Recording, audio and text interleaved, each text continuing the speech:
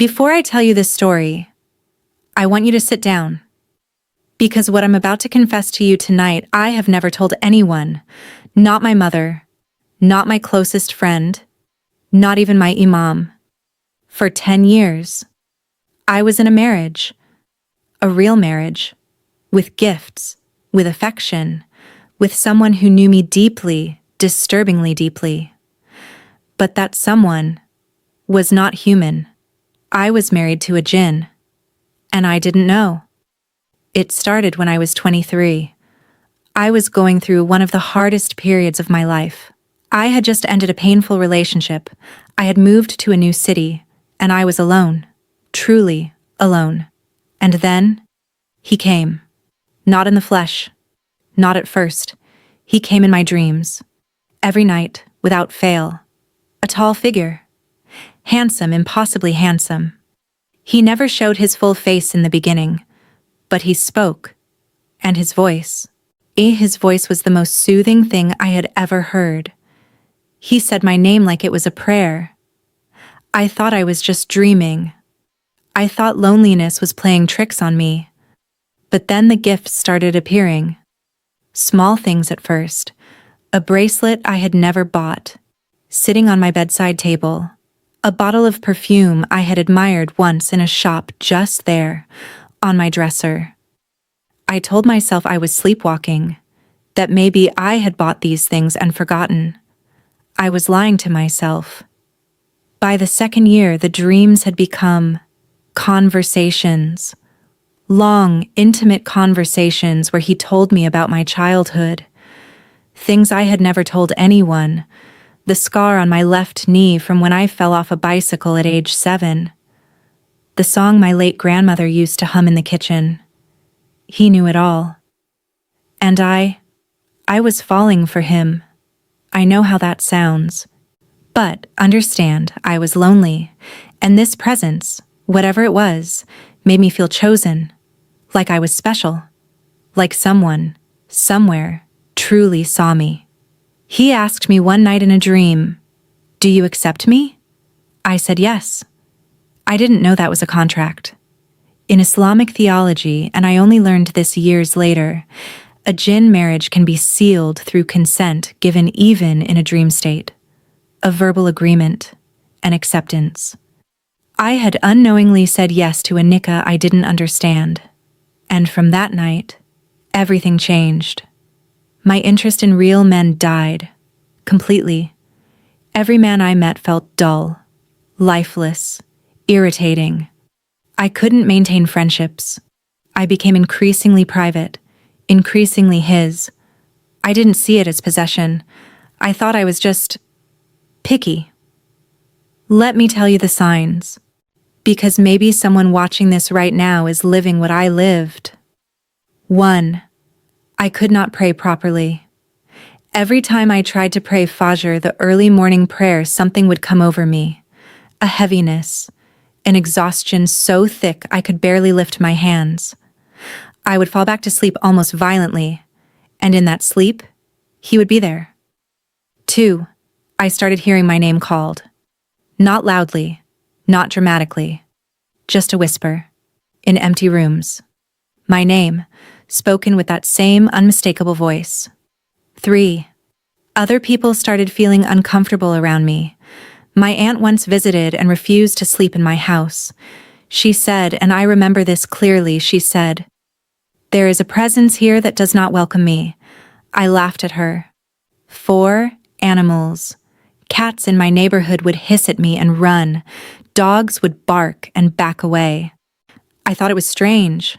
I didn't connect it to anything. 5. I became violently ill any time I visited the masjid.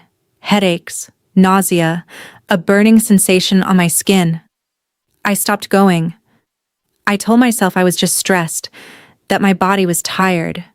I was in denial. For 7 years, I was in denial. It was my cousin's wedding that broke everything open.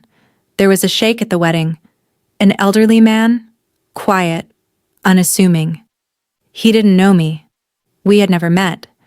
He looked at me once across the room, just once, and his entire expression changed.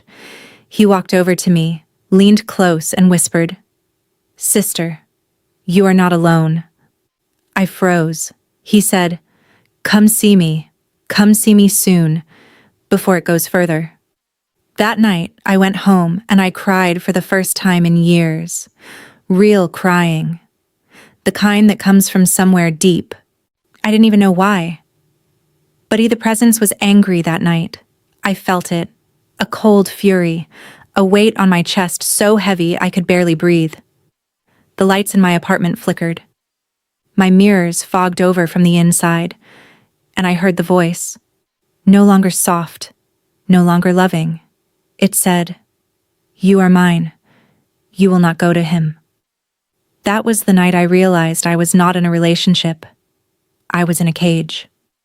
I went to the sheikh 3 days later. He sat me down, asked me questions I had never been asked before.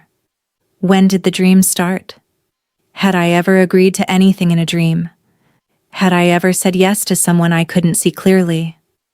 When I answered yes, his face said everything. He explained it to me. What a Jinn marriage is. How they approach the lonely, the spiritually unguarded, the grieving.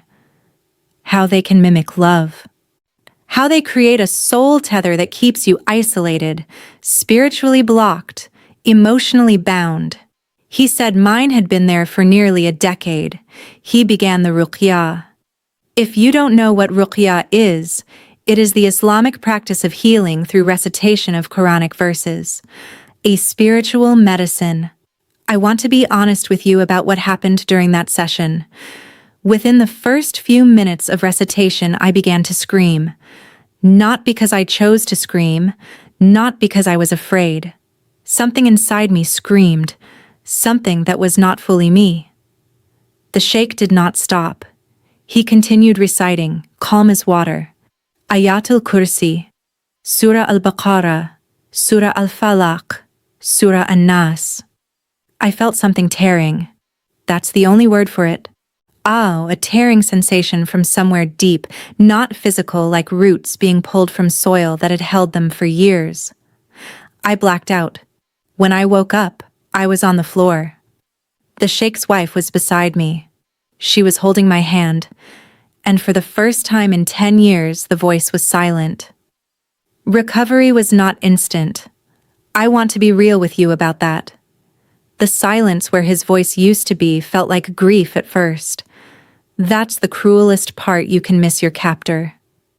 You can mourn a chain.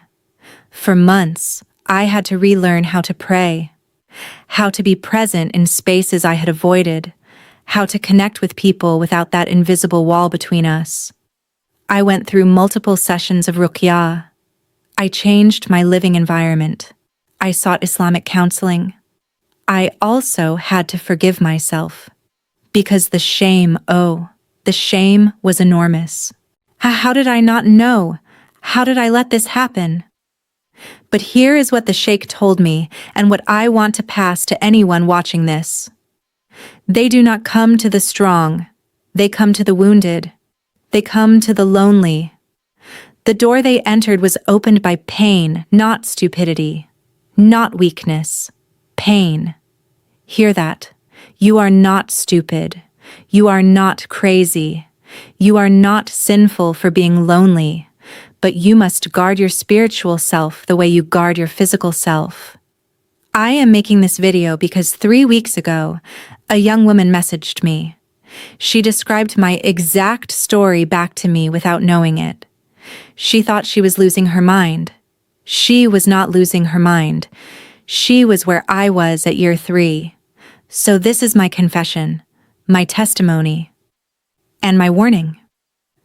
If you are hearing your name in empty rooms, pay attention. If real human connection feels impossible, pay attention. If something is visiting you in your sleep and you have said yes to it, please find a qualified sheikh. Seek ruqyah. Protect yourself with your prayers, with your Quranic recitations, with your community. You deserve a life that is entirely your own. Mine, after 10 years, finally is. Assalamu alaikum.